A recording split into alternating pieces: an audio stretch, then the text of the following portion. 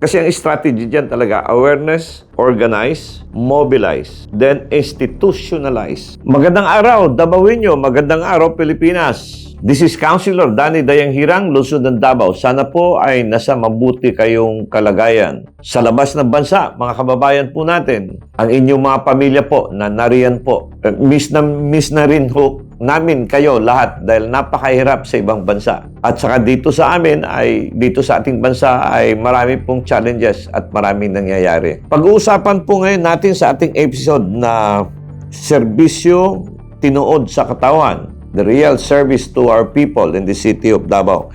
Pag-uusapan po natin itong concern natin sa what we call this, itong sa calamities, ano? Meron akong nakitang parang galing sa Singapore News, yung kalamidad sa Pilipinas. Halos buwan-buwan, lalo na sa Luzon, ay pag hindi lindol, bagyo, mahangin, kalamidad sa health, at napakamahal po ng medical cost yung gastusin po ng medical dito sa ating bansa. Kaya yung ibang kababayan natin ay pupunta na sa ibang bansa dahil po ay nagiging karamihan sa Europe at saka sa ibang bansa. Napakaganda ng medical program po nila doon. Dito sa atin, nagkagulo pa kaunti dahil yung ating PhilHealth ay nilipat at binalik.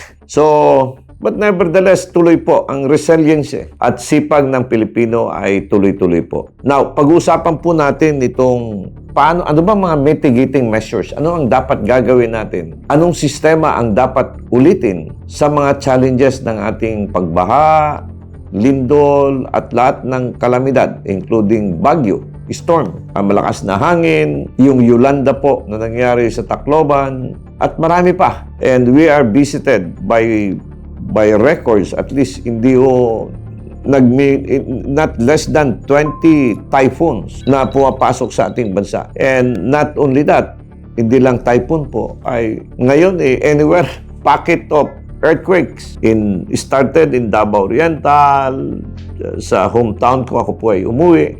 No, anywhere. At ngayon ay halos buong Pilipinas ay tinatamaan na ng lindol. Ano yung counter measures natin dito? Okay. Ang alam ko, number one, sa aking educational discipline, yung awareness level. Yung awareness level, medyo mataas na po. Kasi sa social media, anywhere, napapansin kaagad natin. Nakikita ng tao at saka yung mga government agency ay mabilis na rin po magbigay ng data. So yung data naman na lumalabas sa cellphone, ay sinishare natin kahit kanino sa kamag-anak para malaman. So malaking bagay yung awareness level.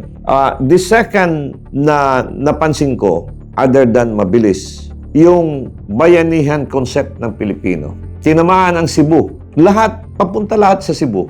Nandoon si Vice President Sara. Tinamaan ang Davao. Nandoon si Vice President. Sumunod si President Marcos. Sumunod si Marcos. Lahat-lahat tulong.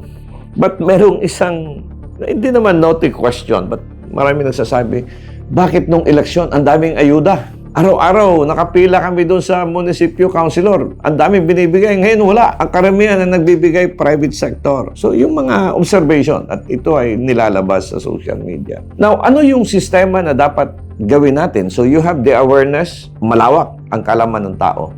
So we go now into awareness, organize. Kasi ang strategy dyan talaga, awareness, organize, mobilize, then institutionalize. Very brief. Pag ang kaalaman ng tao ay limited, mahirap ka mag-organize. But in the case yung awareness level ng Pilipinas ay mataas, halos lahat gusto nang mag-training, mag-organize ng association para makatulong sa kapwa Pilipino. So, madaling mag-organize dahil alam ng Pilipino na delikado na itong climate change. You can just imagine, nakita nga ako doon sa isang study. Wala, araw-araw galing sa trabaho, pagdating niya, basa na yung paa niya. Kasi lubog ng baha, especially yung Bulacan area. Wala na, yung iba na, uneasy na. And bumababa na yung elevation ng lupa, papunta pababa. So pag pababa yung elevation ng lupa, bumababa, papasok na yung dagat. Not only that, dahil sa climate change, sa init, nakapundo sa clouds. Pag inabot ng hangin yan, dadalhin dito sa mga islands, no? Northern Luzon, Mindanao, Visayas.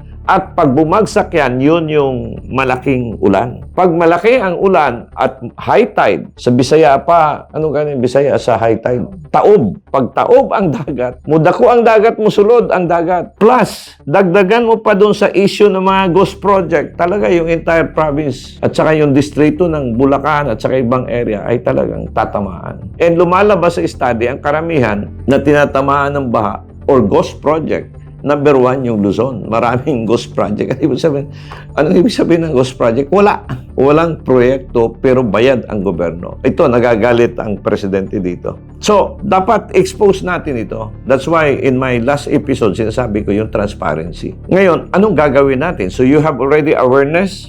You have to organize. So, ano ito yung organization? So, lahat ng mga City Disaster Council, yung Davao, very number 1 ito, sa disaster organization, Barangay Disaster Council, bumaba na sa barangay. Malakas yan sa lahat ng mga barangay. Meron na yung mga disaster niyan. Especially sa Luzon, maraming tinatamaan yan. Alam na ng mga city, municipal, disaster, and provincial. But meron akong napansin na baka kulang. Bumaba tayo dun sa Purok, yung the smallest unit of governance, yun na mismo. Gumawa tayo ng Purok Disaster Council. Sino yung nasa Purok?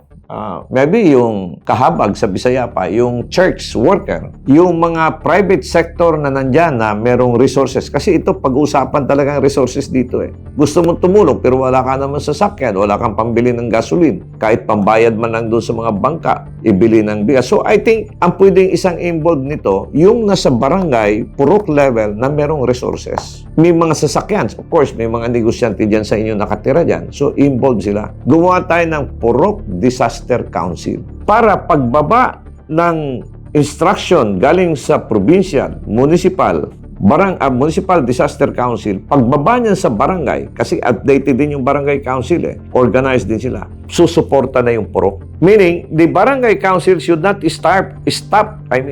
hindi dapat nakainto doon sa barangay level, dapat yung council ng disaster ay nasa baba, nasa kapitbahay natin, at tayo mismo bilang civilian is part of the council, as part of the assembly, para lahat tayo ay magtulong-tulong. So, pag aware, organize, pag organisado yung grupo mo, madali mag-mobilize. Ano yung ibig sabihin mobilize? Madaling paggalawin. So, anong ibig sabihin? May resources yung kapitbahay mo, may flashlight yung kapitbahay mo, may sasakyan yung...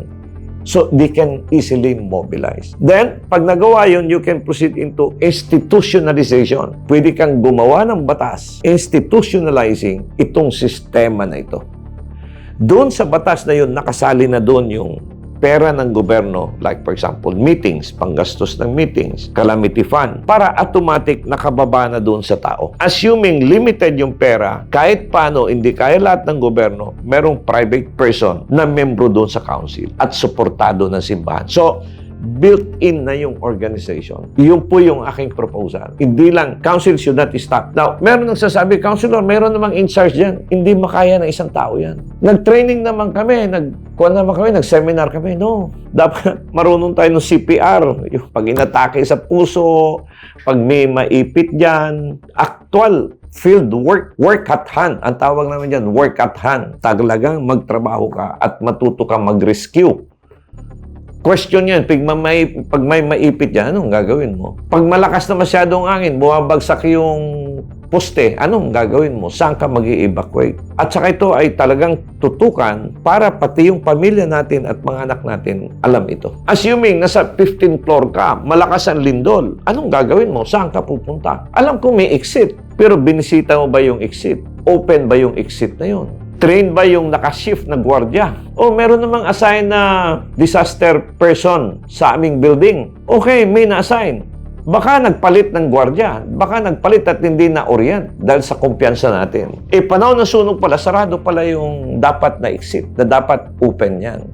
Pangalawa, dapat well-inspected yung building. Baka yung inspector sa baba lang, hindi natitinan, inisyuhan ng permit. So, maliliit na bagay ito, but it involves lives. But pag institutionalize yan at well-trained, I am very sure kayang-kaya natin itong mga Pilipino. Now, not only on the barangay level, dito tayo sa school. Okay, merong assign disaster management person. Pero yung school mo ay merong 50 classrooms. Ikaw lang isa. Anong gagawin mo? So, dapat gumawa ng School Disaster Council. Ano yung Disaster Council? Headed by the principal. Lahat ng teacher nandyan. Isali mo na yung PTA, Parents Teacher Association. Pag nandun na yung Parents Teachers Association, yung mga parents, alam na alam nila kagad ang gagawin.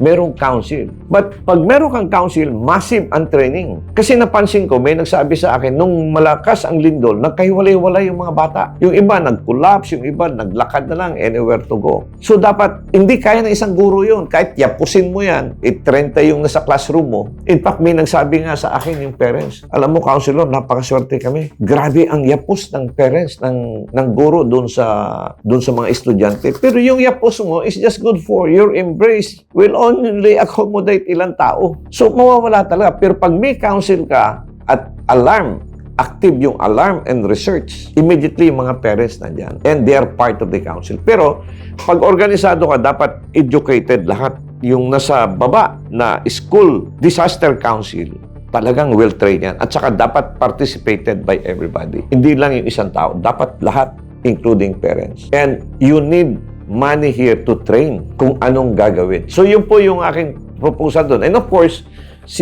I am very sure si Secretary Angara magaling ito. One of the good members of the cabinet. Kaya-kaya niya ito. He can just institutionalize it. Expand, intensify. Ulitin ko, expand, intensify, process, awareness, organize, mobilize, and institutionalize. At the end of the day, magiging batas. And pag may batas at merong organization, dapat bigyan ng pera ng gobyerno. Kasi saan ka bibili ng equipment? Saan ka bibili ng training?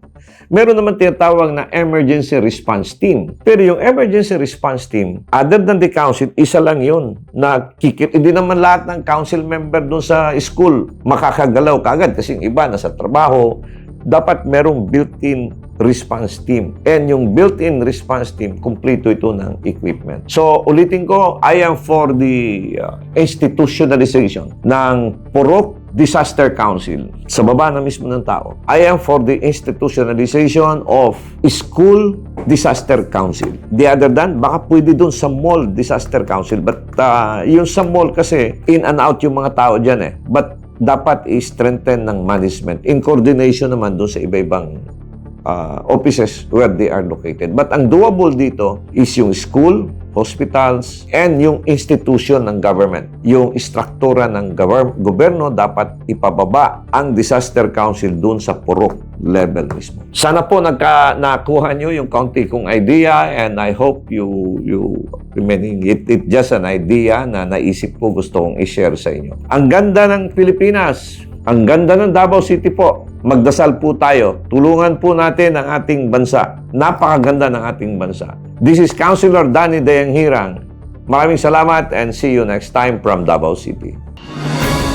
A political analyst, Danny Dayanghirang, shares his commentaries and analysis on the latest issues. As a veteran public servant, offering his insights and critical thinking. As an educator, he speaks the truth that matters. Our seasoned legislator, Danny Dayanghirang, is live every Monday, Wednesday, and Fridays.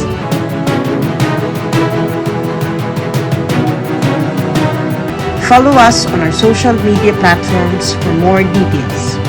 Mahalin natin ang Pilipinas.